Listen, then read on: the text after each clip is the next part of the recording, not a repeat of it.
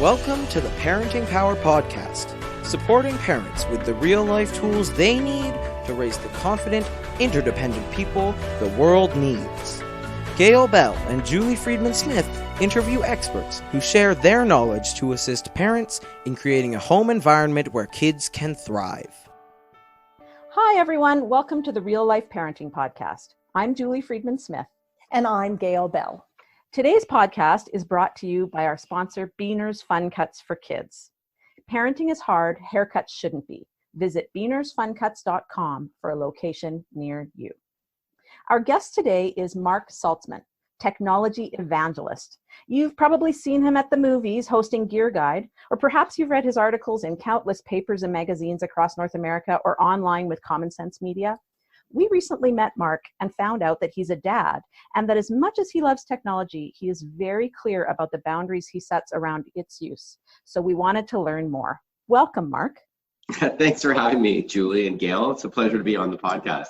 Marc, we're all wondering how you became known as, quote, the game guy.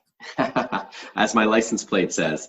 Right, yeah, or now more tech than gaming, but I'll get to that. Thanks for being interested. So 25 years ago, I graduated from University of Toronto in psychology. I didn't know what I wanted to do. I was a drummer in a rock band called Remedy and a manager of a band. So I went to university as a backup. That was the deal I made with my parents. The year that I graduated, I started to get into computer games, but did not want to spend $70 per game.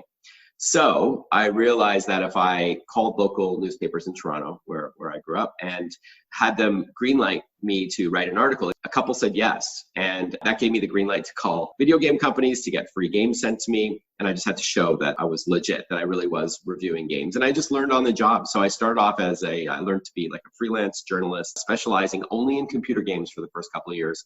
And then in '96, I quit my day job as a bill collector, worst job ever, calling people who didn't pay their credit cards. And I wrote my first book. I co-wrote a book on internet gaming.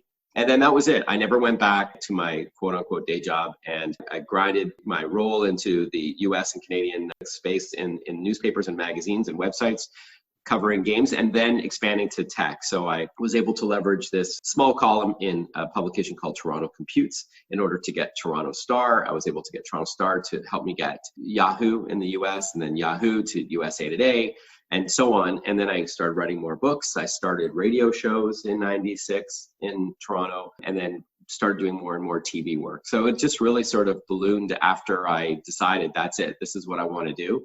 And then I expanded my expertise to be consumer electronics and even futuristic trends and all that, not just gaming. But I still enjoy writing about games quite a bit. So it's been a really fun, and 25 years in the tech industry is like dog years. It's like 100 years or whatever. Right. Things obviously evolve so rapidly. But it's been a lot of fun. Wow, that sounds like you really have your finger on the pulse of so many things, which is really, really exciting. And it comes across whenever you get the chance to read your stuff or watch you, for sure. Now, when we met, you told me that you're very intentional about your personal use of technology. How do you not let technology take over your own life? As much as I love tech, obviously, I just don't want it to be all-consuming. I just make a conscious effort for it to not be everywhere in everything I do with my wife Kellie and I and my kids and my home life, even on the road. I like decompressing and getting away from tech. So I guess it's all about moderation. I'd say that it's self-imposed, but it's really not forcing myself to pry away from a screen. I enjoy not having a screen in my hand all the time. So maybe it's because I didn't grow up a techie. I grew up as a music guy, a rocker. And then in my 20s, I fell into it, that I wasn't so ingrained with it from such an early age. It was kind of a passion that I grew into later on, that I just don't feel like I need to have it all the time. Like my wife, it drives her crazy sometimes when she's like, hey, Marc, I've been texting you. And I'm like, oh, I left my phone in that room, whatever, like an hour ago, or I've had articles written about me where they came to my house and they expected it to be like the Jetsons, with like robots doing it. I'm sorry to disappoint you, but my house is not even that much of a smart home. I love it. And it's obviously my work and I'm up on it, as you were saying, and you kind of have to be. But it's just because I enjoy talking to people face to face, not through a screen. And I enjoy hanging with friends and going to restaurants and bars and clubs and things like that. And going to see live events. You don't always have to, like, tech is a tool, and I hate for this to sound preachy, by the way, but it's just not everything to me. It's something that I use to enhance or enrich things that I like outside of tech, like music or reading. So instead of a paperback book, I may load up a tablet with some cool books and I can flick through that. So I think it can be a great way to enhance other things you like as well. Well, I liked that line that you just said, tech is a tool. I really like that, because Julie and I are also try to be very careful that we're not bashing technology, because that is not our goal.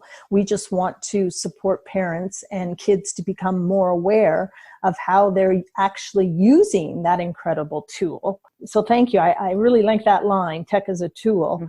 Now, you also mentioned that perhaps it's because technology hasn't been a part of your life, your entire life. We know that that's not true for our kids. They know nothing but technology.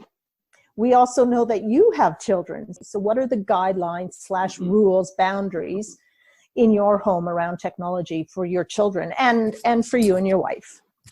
So first, there are boundaries and there are rules, not so explicit where there's like a checklist or some sort of documented sort of list of rules, even though I know some parents have gone that route. And that's fine if that works for you and your family. But it's been a verbal rule and a code of conduct. So, for example, we have simple things like no texting at the table. So when it's dinner time, everybody leaves their devices in their pocket or in their room and they come to the table. And we also try to lead by example. So I've had parents say to me, my kids are so addicted to tech, whatever. But I know that the mom and the dad, they're also on their devices all the time. So guess what? Where do you think the kids learn that behavior? You know, when you look over at a restaurant and there's a family of 4, they're all on their devices. Well, the kids are learning that, right? And there is a time and a place. Like if there's a finicky kid and you want to give them an iPad to appease them for a little bit, fine, but not the entire time. And we've always pushed our kids to socialize offline with others, look at them in the eye when you're talking to them,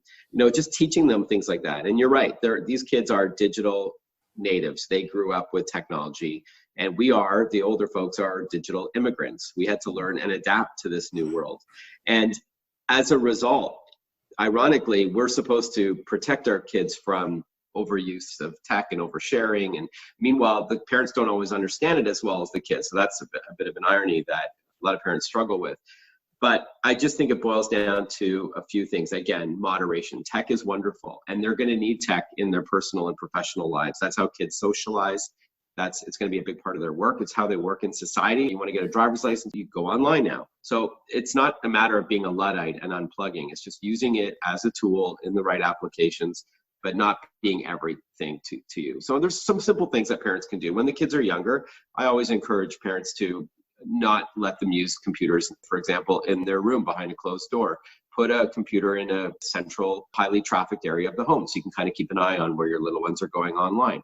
Have an open discussion, as awkward as it may be, about some of the things that they could see on the internet, and assure them that they can always come to you and talk to you about things that they're unsure of, or whether it's sexting or cyberbullying or whatever the issues are, they can always come and talk to you about it. Teaching my kids to not overshare. They're on social media. They're not always at home. I can't keep an eye on what they're doing, but I tell them, don't post where you're going. Turn off that Snap Maps feature where it shows where you are, because somebody could see where you are physically in a mall or whatever, especially if they're younger. You don't want to reveal your location if you don't need to. Or if you're going on vacation and you want to face brag, as they say, you know, by posting pictures of you on the beach and you're rubbing it into your friends who are cool back in Canada or wherever, that's all good and fine and all that, but you're oversharing that you're leaving your home empty.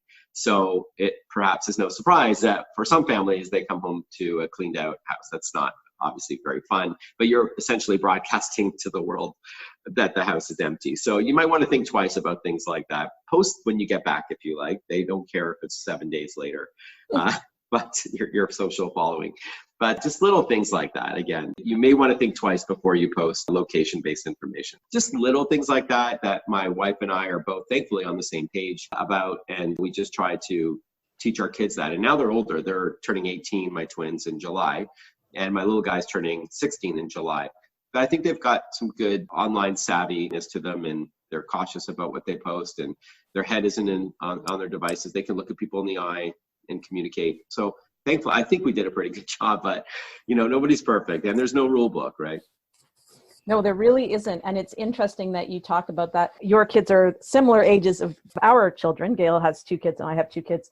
And really, it's about adapting, as it is with all areas of parenting. It's about adapting the rules that you put in place to fit the child as they grow and to start handing over responsibility to them as they develop. So it is a new thing that none of us learned. We were never taught this by our parents. So it's something that we're all working on. And actually, if families are listening to the podcast and they're thinking, wow, I really would like some help with the rules, Gail and I put together a parent-child technology agreement, and it's over on our nophonefamilyday.com website. I think most of our listeners know this, but every family day for the last 4, we have this movement, which is No Phone Family Day. And we really encourage parents and kids to plan some time, if not the whole day, but certainly a piece of that day, that nobody's going to have their technology and they're all going to spend time connecting. And so that parent-child agreement is over on nophonefamilyday.com if anybody wants to download it. It's very flexible, so you get to choose the things from it that'll just help you build some of that code of conduct for your own family, just as Love it. Talking about Mark. Mark, you've been talking a little bit about your kids, and we always ask our guests to share a real-life parenting tool that they've used successfully in their family. Do you have a tool to share with us? You're the parenting experts. I'm the tech guy, but so I don't mean to, and I'm also, again, I hate sounding preachy, but I'm really a firm believer in open communication because I've had so many friends and just people reaching out over the internet who are scrambling to find a way to monitor what their kids are doing online and install software that tracks their location on their phone or that can see their texting.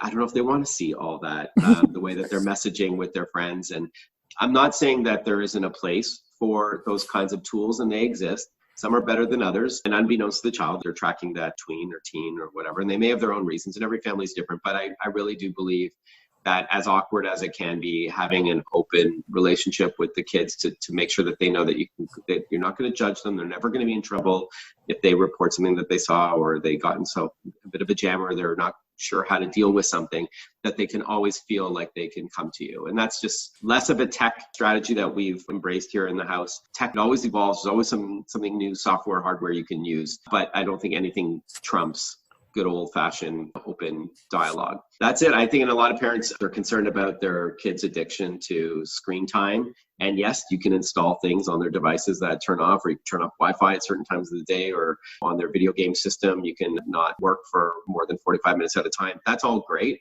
but the parents also have to show that kind of restraint, because you got to lead by example, because the kids learn from you. You're the number one place that they learn from. Well, we could not agree with you more. We love Brene Brown's line that clear is kind, unclear is unkind. So we're big believers in that open, honest, consistent communication, as we do encourage families to do that. Yeah. You know, that, and again, I don't feel that unplugging is the answer. I really don't. No. Just limitations and moderation. That's all. Yes, unplugging isn't real life. That's right, exactly. That's right. So speaking today with you has been really helpful for us and our listeners. We thank you for taking the time to speak to us. If listeners want to find out more information about you, Mark, where is the best place for them to follow you? Thank you. Yes, I'm on all the big social platforms: Twitter, Instagram, Facebook, LinkedIn, and YouTube. I do write a daily tech tip of the day on Twitter, Instagram, and LinkedIn, if anybody wants to follow me. And it's just like a real accessible, sort of bite-sized bit of advice that they may not know what they can do with their smart speaker or their phone or their PC or TV. Across everything I do in tech, I always try to break down geek speak into street speak. So even if you're not very tech savvy, I hope that on social you'll like my tips and tricks and links to articles. So that's the best place, just to look me up on the likes of Twitter. And it's Mark with a C, S as in Sam, ALTZMAN. Or to our American friends, SALTZMAN. Podcast know no borders, right? So that's right. I'm sure you have listeners on both sides of the 49 parallel. We do. We have listeners all over the world. So thank you for including them. That's very, very helpful.